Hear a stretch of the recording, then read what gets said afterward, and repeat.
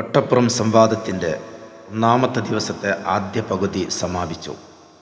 രണ്ടാം പകുതിയിൽ ഇസ്തിഗാസ് എന്ന വിഷയത്തിൽ സുന്നി പക്ഷത്ത് നിന്നുള്ള വിശാവതരണമായിരുന്നു. തൗഹീദ് എന്ത്, ശിർക്ക് എന്ത്, ഇസ്തിഗാസയുടെ നിർവചനമെന്ത് തുടങ്ങിയ കാര്യങ്ങൾ അവിടെ വിശദീകരിക്കപ്പെട്ടു. ഇസ്തിഗാസ എന്നാൽ സഹായാഭ്യർത്ഥനയാണ്. അള്ളാഹു ബഹുമാനിച്ച അമ്പിയാക്കൾ, ഔലിയാക്കൾ മുഅ്ജിസത്ത് കറാമത്ത് കൊണ്ട് സഹായം ചെയ്യുമെന്ന വിശ്വാസത്തിൽ മുസ്ലിമായ മനുഷ്യൻ അവരോട് ചോദിക്കുന്ന അർത്ഥനയാണ് ഇസ്തിഗാസ. അള്ളാഹു മാത്രമാണ് ഇലാഹ് എന്ന വിശ്വാസത്തോടെ അവൻ നൽകുന്ന കഴിവ് കൊണ്ട് അമ്പിയാക്കൾ, ഔലിയാക്കൾ സഹായിക്കുമെന്ന നിലക്കാണ് മഹാന്മാരോട് ഇസ്തിഗാസ നടത്തുന്നത്. ആരാധനക്കർഹനാണെന്നോ ഇലാഹാണെന്നോ വിശ്വസിച്ചുകൊണ്ട് അള്ളാഹുവിന് പങ്കുകാരെ ചേർക്കലാണ് ഷിർക്ക്. ഈ ഷിർക്കിൻ്റെ നിർവചനപ്രകാരം ഇസ്തിഗാസയിൽ എവിടെയാണ് ഷിർക്ക് വരുന്നത് എന്ന് തെളിയിക്കേണ്ടുന്ന ബാധ്യത മറുഭാഗത്തിനുണ്ടായിരുന്നു. അരമണിക്കൂർ വിശാവതരണ സമയത്തും 1.5 മണിക്കൂർ സമയത്തെ ഉത്തരം പറയേണ്ടുന്ന ഘട്ടത്തിലും അവർക്കത് തെളിയിക്കാൻ കഴിഞ്ഞിട്ടില്ല.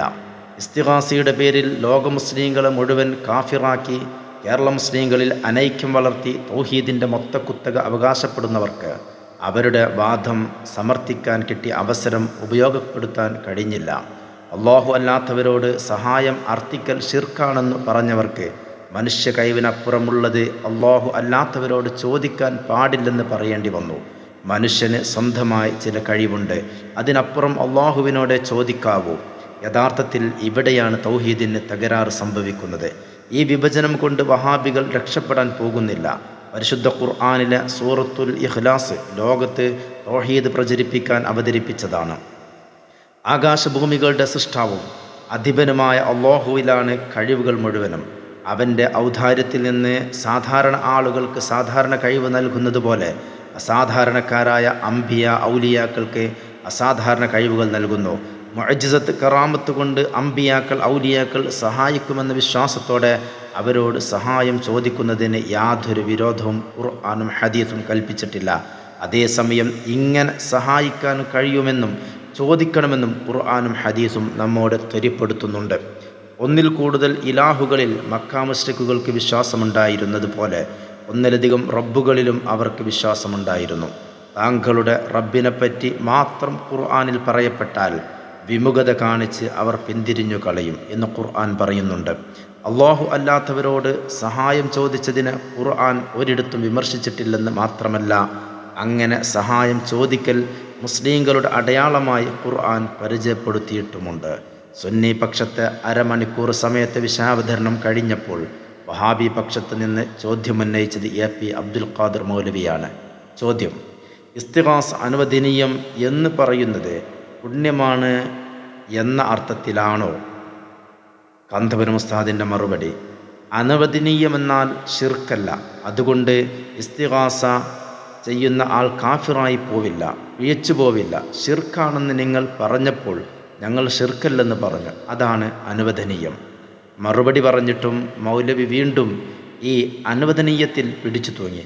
മൂന്നാം അവസരത്തിൽ മൗലവിയുടെ പുണ്യം ലഭിക്കുന്ന കാര്യമാണോ എന്ന ചോദ്യത്തിന് അപ്പോൾ ഷിർക്കല്ലെന്ന് സമ്മതിച്ചോ? ആദ്യം ആ കാര്യം പറയൂ, എന്നിട്ട് പുണ്യമാണോ അല്ലേ എന്ന് നമുക്ക് ചർച്ച ചെയ്യാം എന്ന് കാന്തപുരം ഉസ്താദ് പറഞ്ഞു.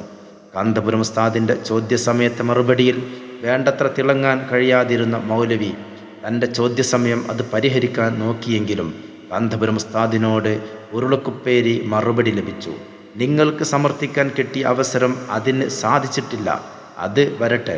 ആയതിനാൽ ചോദ്യമുണ്ടെങ്കിൽ ചോദിക്കുക, അതിന് മറുപടി പറയും. അടുത്ത അവസരത്തിൽ അള്ളാഹു സഹായിക്കും, അള്ളാഹുവിൻ്റെ റസൂൽ സഹായിക്കും എന്ന് കാന്തപുരം ഉസ്താദ് പറഞ്ഞതിനെ മൗലവി പരിഹസിച്ചു. മൗലവി പറയുന്നു, അള്ളാഹു സഹായിക്കും, അള്ളാഹുവിൻ്റെ റസൂൽ സഹായിക്കും, മനുഷ്യൻ സഹായിക്കും, രാമൻ സഹായിക്കും, കോമൻ സഹായിക്കും, അണ്ടൻ സഹായിക്കും, അടകോടൻ സഹായിക്കും എന്നൊക്കെ പറഞ്ഞ് പിന്നീട് വിവാദമായി. അത്തരം പദപ്രയോഗം നടത്തുന്നതിനെക്കുറിച്ച് കാന്തപുരം ഉസ്താദ് താക്കീത് നൽകി. നേരത്തെ ഉത്തരം പറയാൻ കഴിയാതെ തളർന്ന മൗലവി ചോദിക്കാൻ കിട്ടിയ അസുലഭ സന്ദർഭം ഉപയോഗപ്പെടുത്താതെ ചോദിക്കാനൊന്നുമില്ലാതെ പറഞ്ഞത് തന്നെ പറഞ്ഞ് സമയം കൊന്നു. കന്യാമറിയത്തോട് സഹായം ചോദിക്കാമോ എന്നാണ് മൗലവിക്ക് അറിയേണ്ടത്. ഈസാ നബി അലൈഹിസ്സലാമിൻ്റെ മാതാവിനെക്കുറിച്ച് ഇസ്ലാമിക വിശ്വാസമെന്തെന്നും അവരെക്കുറിച്ച് ഏത് പദപ്രയോഗിക്കണമെന്നും ഒരു സാധാരണക്കാരൻ്റെ വിവരം പോലും ഈ മൗലവിക്കില്ലാതെ പോയല്ലോ.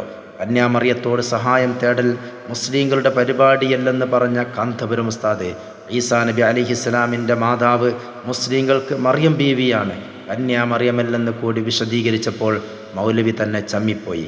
പിന്നീട് മൗലവി മറിയം ബീവി കന്യകയാണോ അല്ലേ എന്ന ചർച്ചയിലേക്ക് നീങ്ങിയത്.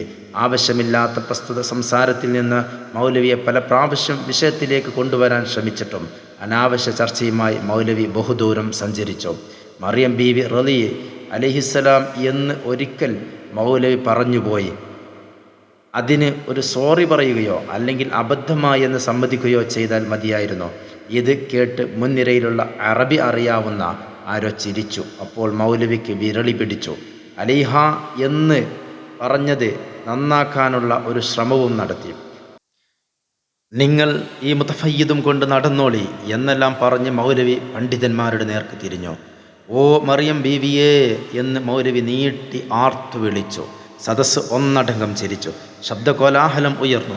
മൗലവിക്ക് വീണ്ടും കലി കയറി. മൗലവിയുടെ ശബ്ദം കേൾക്കാൻ കഴിയാത്ത വിധം സദസ്സിൽ നിന്ന് ശബ്ദകോലാഹലങ്ങൾ നടന്നു. മധ്യസ്ഥർ മൈക്കിന് മുന്നിൽ പ്രത്യക്ഷപ്പെട്ടു. സദസ്സ് ശാന്തമാക്കാൻ ആവർത്തിച്ച് ആവശ്യപ്പെട്ടു. മറിയം ബീവിയെ വിട്ട് വുദ്, സുവാ, യഊസ്, യഊഖ് എന്നീ ബിംബങ്ങളെയാണ് മൗലവി പിന്നീട് പിടികൂടിയത്. യംലിക്കൂന എന്നതിൻ്റെ അർത്ഥത്തിൽ മൗലവി നടത്തിയ തിരിമറി കാന്തപുരം ഉസ്താദ് കണ്ടുപിടിച്ചു. യംലിക്കൂനയുമായി മൗലവി വീണ്ടും കുറേ സമയം ഉരുണ്ടു കളിച്ചു. മൗലവി വിഷയം വിട്ടു ബഹുദൂരം സഞ്ചരിക്കുന്ന സദസ്യർ അമർഷം അടക്കിപ്പിടിച്ചു. മൗലവി ഒന്ന് നിർത്തിക്കിട്ടിയെങ്കിൽ എന്ന് ചിന്തിച്ചു കൊണ്ടിരിക്കെ സമയം അവസാനിക്കാൻ പോവുകയാണ്.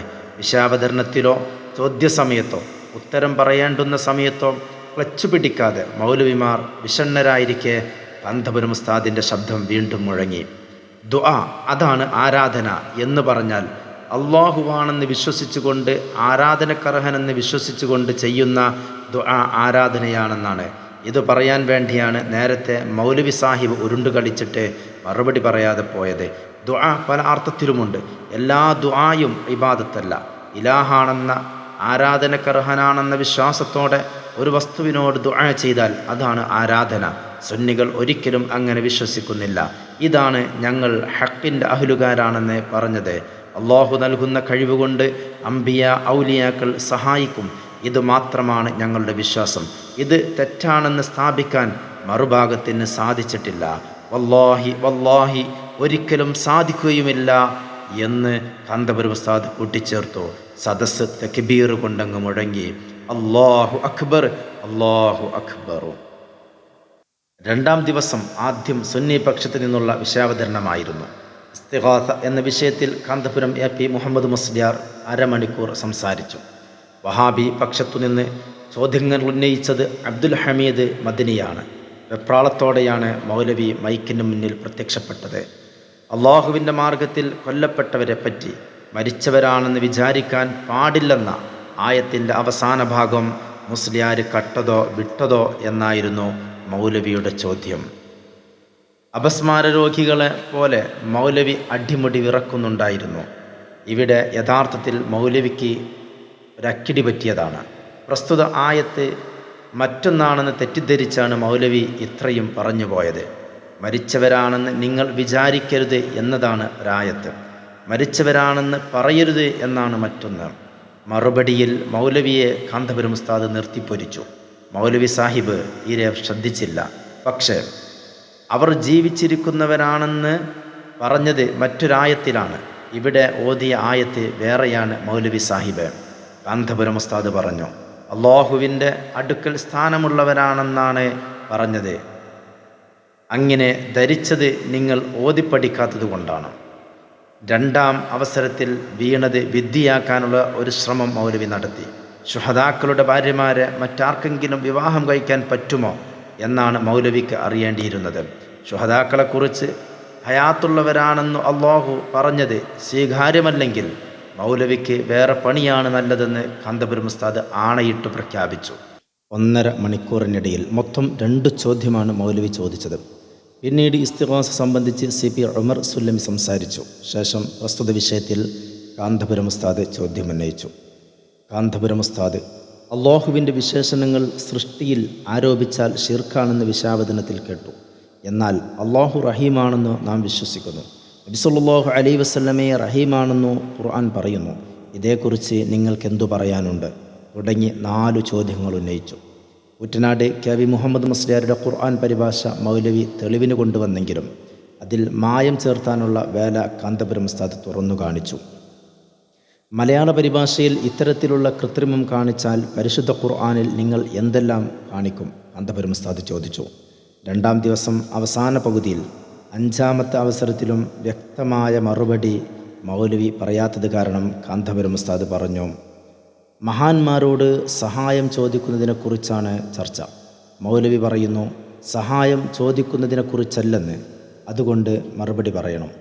സദസ്സ് ഒന്നടങ്കം തക്ബീർ മുഴക്കി. കവിയുടെ പരിഭാഷയുമായി വന്നിട്ടു കാര്യമില്ല. പുസ്തകം വായിക്കാനാണ് ഭാവമെങ്കിൽ നമുക്ക് കുറച്ച് വായിക്കാനുണ്ട്. നിങ്ങളുടെ നേതാവ് ഉമർ മൗലവി പറഞ്ഞത് ഒരാൾ സുജൂദിൻ്റെ രൂപത്തിൽ വിഗ്രഹത്തിന് മുമ്പിൽ നെറ്റിവെക്കുന്നത് ശിർക്കല്ലെന്നാണ്. കാന്തപുരം ഉസ്താദ് പറഞ്ഞു. ഉമർ മൗലവിയെ ന്യായീകരിക്കാൻ തുനിഞ്ഞത് കൂനിന്മേൽ കുരുവായി. ഇതിനെതിരെ സദസ്സിൽ നിന്ന് പ്രതിഷേധം ഉയർന്നു. മൗലവി പറയുന്നത് കേൾക്കാൻ ജനം കൂട്ടാക്കിയില്ല. സ്വഹാബത്തിനെക്കുറിച്ച് വിവരമില്ലാതെ എന്ന് മൗലവിയുടെ പ്രയോഗം സദസ്സിൻ്റെ വെറുപ്പിന് കാരണമായി. സ്വഹാബത്തിനെ മുമ്പും നിങ്ങൾ തള്ളിപ്പറഞ്ഞിട്ടുണ്ട്. പായക്കാട്ടുകാരൻ മൗലവിയുടെ കൃതി കാന്തപുരം ഉസ്താദ് ഇതിന് തെളിവായി ഉദ്ധരിച്ചു. പ്രസ്തുത മൗലവിയെ ഏതോ ഒരാൾ എന്ന് പറഞ്ഞ് മൗലവി തള്ളി. മൗലവിക്ക് യാതൊരു പിടിവള്ളിയും കിട്ടാതെയായി. അവസാനം പിടിച്ചു നിൽക്കാൻ കെ ഹസൻ മുസ്ലിയാരുടെ ഒരു പുസ്തകത്തിൽ നിന്ന് അടർത്തിയെടുത്ത ഒരു കഷ്ണം കൊണ്ടുവന്നു നോക്കി.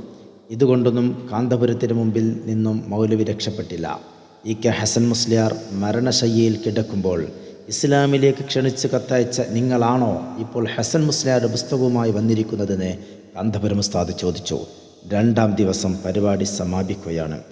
എൻ്റെ 15 ചോദ്യം ഉത്തരം കിട്ടാതെ കിടക്കുന്നു. ഇതിന് മറുപടി തരണം. ഇവിടെ ഷിർക്കിൻ്റെ നിർവചനം പറയണം.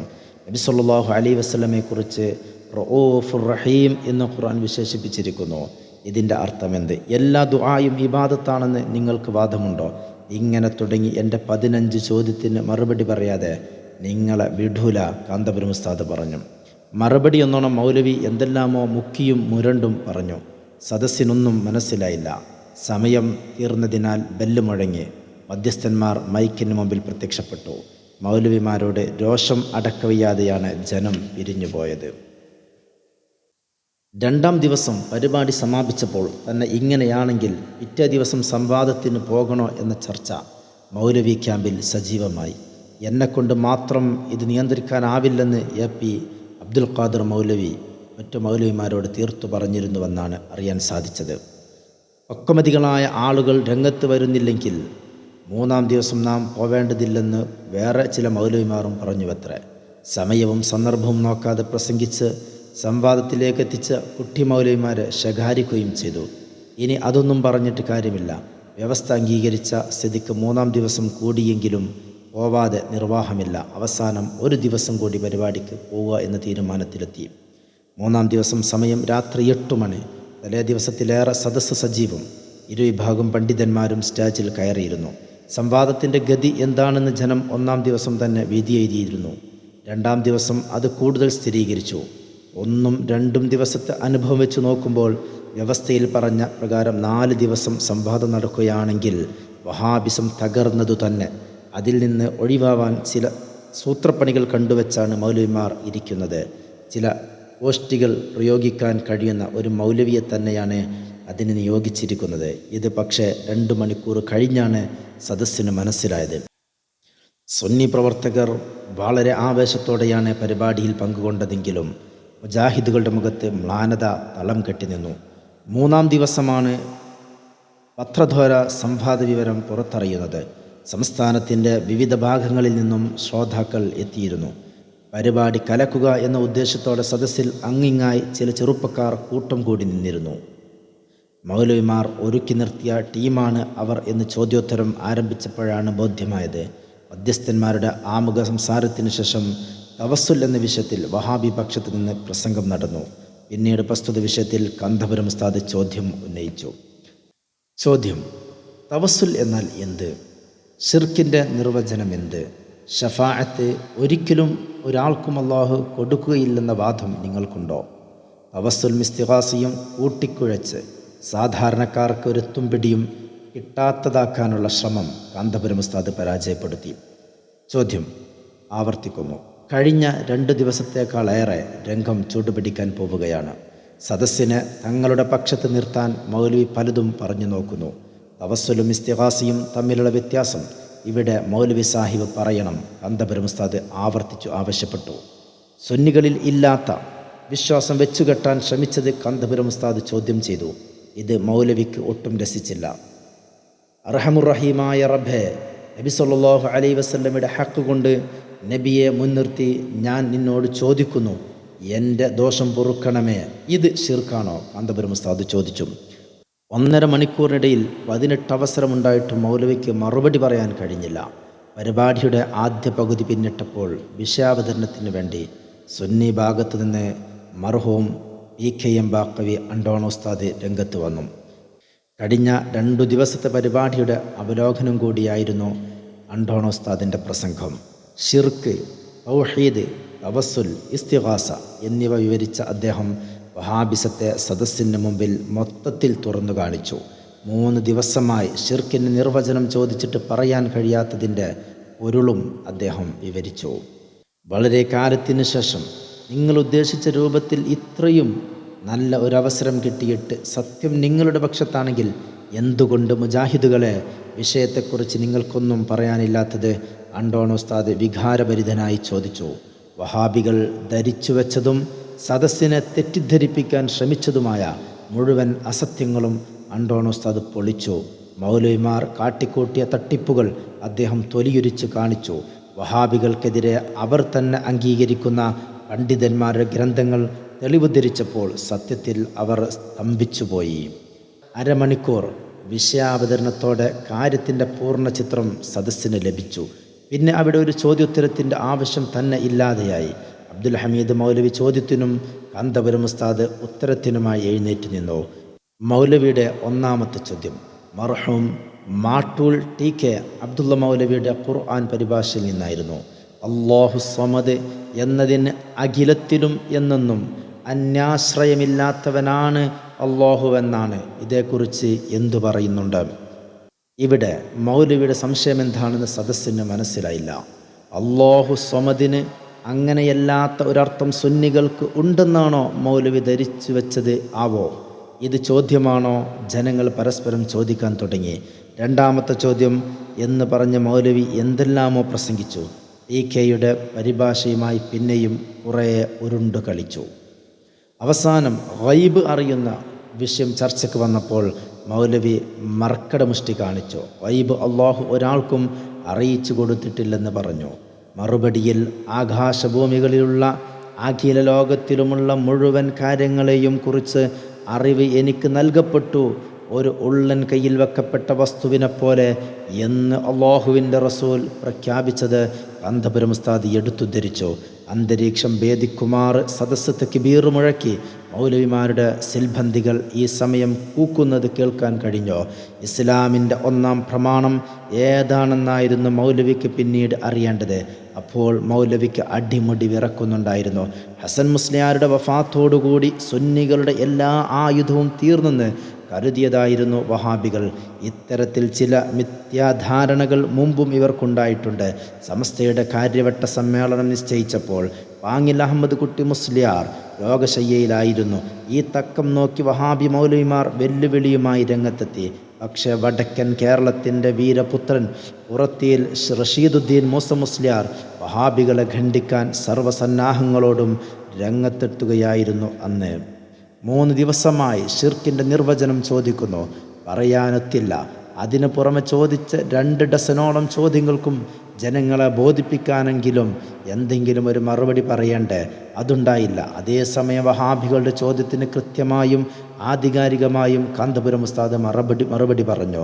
മറുപടി പറഞ്ഞിട്ടും പറഞ്ഞില്ലെന്ന് പുലമ്പിയ മൗലവിയെ സദസ്സ് ചോദ്യം ചെയ്യുന്ന രംഗങ്ങൾ പലപ്പോഴും ഉണ്ടായി.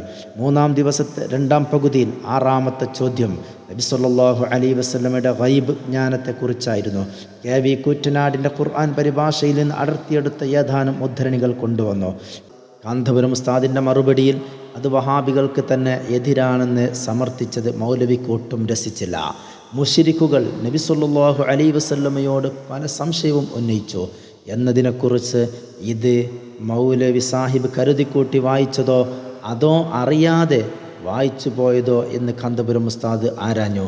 മുശ്രിക്കീങ്ങൾ വന്നിട്ട് നീ നബിയാണെങ്കിൽ നിനക്കെല്ലാം അറിയുമല്ലോ, അല്ലാഹുവിൻ്റെ ഖുദ്റത്ത് ഞങ്ങൾക്ക് കാണണം, എങ്കിലേ ഞങ്ങൾ വിശ്വസിക്കൂ എന്ന് പറഞ്ഞപ്പോൾ അവരോട് പറഞ്ഞതാണ്, പടച്ചവൻ തന്ന ഖുദ്റത്ത് കൊണ്ടാണ് ഞാൻ ചെയ്യുന്നത്, അവൻ്റെ കൽപ്പന അനുസരിച്ചാണ് ഞാൻ ചെയ്യുന്നത്. കാന്തപുരം ഉസ്താദ് വിശദീകരിച്ചു. ഇത് തന്നെയാണ് കാവിയുടെ വ്യാഖ്യാനത്തിലും പറഞ്ഞത്. പരിഭാഷ വായിച്ച് മൗലവി കുടുങ്ങി ഉദ്ദേശിച്ചതുപോലെ കാര്യങ്ങൾ മുന്നോട്ട് നീങ്ങാതെയായി. ഇവിടെയാണ് വഹാബികളുടെ അവസാനത്തെ അടവ് പ്രയോഗിക്കാൻ പോകുന്നത്. 4-ാമത്തെ ദിവസം പരിപാടി നടക്കരുതെന്ന നിലയ്ക്കായിരുന്നു 3-ാം ദിവസം തുടക്കം മുതൽ മൗലവിമാരുടെ നീക്കം.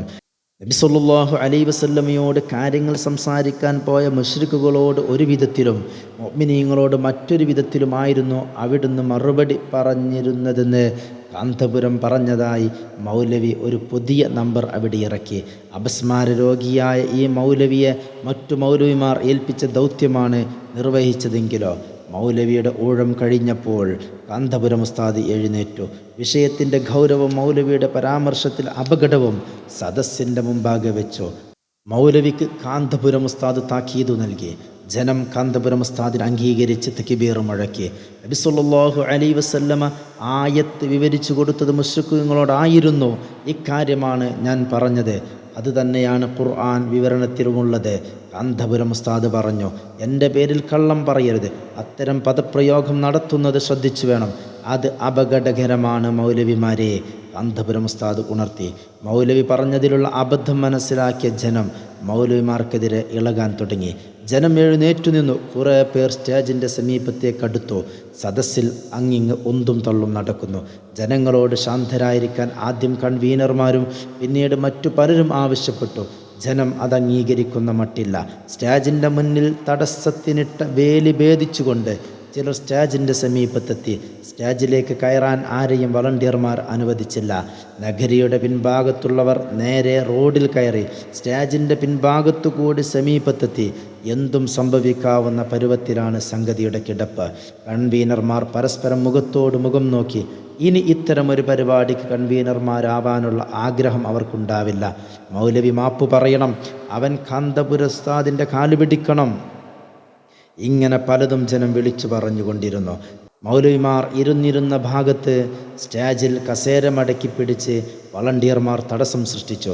സുന്നി പണ്ഡിതന്മാർ സ്റ്റേജിൽ നിന്ന് പുറത്തിറങ്ങാൻ ഭാവിച്ചെങ്കിലും മൗലവിമാരുടെ സങ്കടം കാരണം അവർക്ക് ഇറങ്ങാൻ തോന്നിയില്ല. പരിപാടി നിർത്തിവെച്ചെന്നും എല്ലാവരും പിരിഞ്ഞു പോകണമെന്നുമുള്ള സ്റ്റേജിൽ നിന്നുള്ള അഭ്യർത്ഥന ജനം ചെവിക്കൊണ്ടതേ ഇല്ല. മണിക്കൂറുകൾ നീങ്ങി. ഏകദേശം 2 മണി കഴിഞ്ഞപ്പോൾ പകുതി ആളെങ്കിലും ഒഴിഞ്ഞു കിട്ടി. സ്റ്റേജിൽ നിന്ന് ഇവരെയൊന്ന് താഴെ ഇറക്കണം. പ്രവർത്തകരും വളണ്ടിയർമാരും താണുക്കേൺ അപേക്ഷിച്ചപ്പോൾ മൗലവിമാർ ഇറങ്ങാൻ തയ്യാറായി. പക്ഷെ ഒരാൾ സമ്മതിക്കുന്നില്ല. എൻ്റെ ജീവൻ എന്ന് അയാൾ ഉരുവിട്ടുകൊണ്ടിരുന്നു. കിതാബ് കെട്ടുമായി പോകാൻ എഴുന്നേറ്റപ്പോൾ പിരിഞ്ഞുപോയ പലരും നഗരിയിലേക്കും സ്റ്റേജിൻ്റെ അടുത്തേക്കും ഓടിയെടുത്തു. എഴുന്നേറ്റവർ വീണ്ടും സ്റ്റേജിൽ ഇരുന്നു. സംഘാടകർ പോലീസുമായി പലവട്ടം ചർച്ച നടത്തി. ഒന്നും വിജയം കണ്ടില്ല. മൗലവിമാരുടെ ശരീരത്തിന് കേടുപറ്റാതെ രക്ഷപ്പെടുത്താനുള്ള എല്ലാ വഴികളും അടഞ്ഞു. സുന്നി പണ്ഡിതന്മാർക്ക് എങ്ങനെയെങ്കിലും ഇറങ്ങിപ്പോവാനും പറ്റില്ലല്ലോ. അവസാനം സുന്നി കേരളത്തിൻ്റെ ഇതിഹാസമായിരുന്ന മർഹൂം HK ഹസൻ മുസ്ലിയാരുടെ പേരിൽ യാസീൻ ഓതി ദുആ ചെയ്തു. മൗലവിമാർക്ക് എന്തൊന്നില്ലാത്തൊരു അസ്വസ്ഥത. എന്ത് ഓതിയാലും തിരക്കേടില്ല, ഇവിടെ നിന്ന് രക്ഷപ്പെട്ടാൽ മതി. മൗലവിമാരുടെ മനസ്സുകൾ മന്ത്രിച്ചു. സമയം പുലർച്ചെ 4 മണി. കാന്തപുരം ഉസ്താദിൻ്റെ അഭ്യർത്ഥന മാനിച്ച് കൂടുതൽ ആളുകൾ സ്ഥലം വിട്ടു. സ്റ്റേജിൻ്റെ സമീപത്ത് പിൻഭാഗം തുറന്നുവെച്ച പോലീസ് വണ്ടി വന്നു നിന്നു. വളണ്ടിയർമാരുടെ ഓർത്ത് പിടിച്ച വലയത്തിനുള്ളിലായി തല താഴ്ത്തി നടന്നുകൊണ്ട് മൗലവിമാർ പോലീസ് വണ്ടിയിൽ കയറി. ജനത്തെ അടുക്കാൻ സമ്മതിക്കാതെ വണ്ടി സ്ഥലം വിട്ട ശേഷമാണ് സുന്നി പണ്ഡിതർക്ക് സമാധാനമായത്. ഇങ്ങനെ ചരിത്രത്തിൽ തുല്യതയില്ലാത്ത വിധം വഹാബികൾ കൊട്ടപ്പുറത്ത് ജാള്യരായി തറപറ്റി. അതിനുശേഷം നാക്ക് നീളമുള്ള മൗലവിമാർക്ക് ചില നിയന്ത്രണങ്ങൾ ഏർപ്പെടുത്തി. അത്തരമൊരു അബദ്ധത്തിൽ ചെന്നു ചാടാതിരിക്കാൻ ശ്രദ്ധിച്ചാണ് മൗലവിമാർ സംസാരിക്കാറുണ്ടായിരുന്നത്. പരസ്യ സംവാദത്തിന് പിന്നീട് വഹാബികൾ തയ്യാറായിട്ടില്ല. കൽപ്പറ്റയിലും കോയമ്പത്തൂരിലും ചില സംവാദ നീക്കൽ ഉണ്ടായെങ്കിലും തലമുതിർന്ന മൗലവിമാരുടെ സമ്മതമില്ലാത്തതിനാൽ പരിപാടി നടന്നില്ല. കൊട്ടപ്പുറം സംവാദം കാരണമാണ് അരനൂറ്റാണ്ട് കാലം പ്രവർത്തിച്ചാലും കിട്ടാത്ത നേട്ടമാണ് സുന്നി പ്രസ്ഥാനത്തിനുണ്ടായത്. പുളിക്കലിന് സമീപം 90 കുടുംബം താമസിക്കുന്നൊരു മഹല്ല് പൂർണ്ണമായി സുന്നത്ത് ജമാഅത്തിലേക്ക് തിരിച്ചു വന്നു. കാന്തപുരം ഉസ്താദിൻ്റെ കഴിവ് നേരിട്ടനുഭവിച്ച സംവാദമായിരുന്നു കൊട്ടപ്പുറം സംവാദം.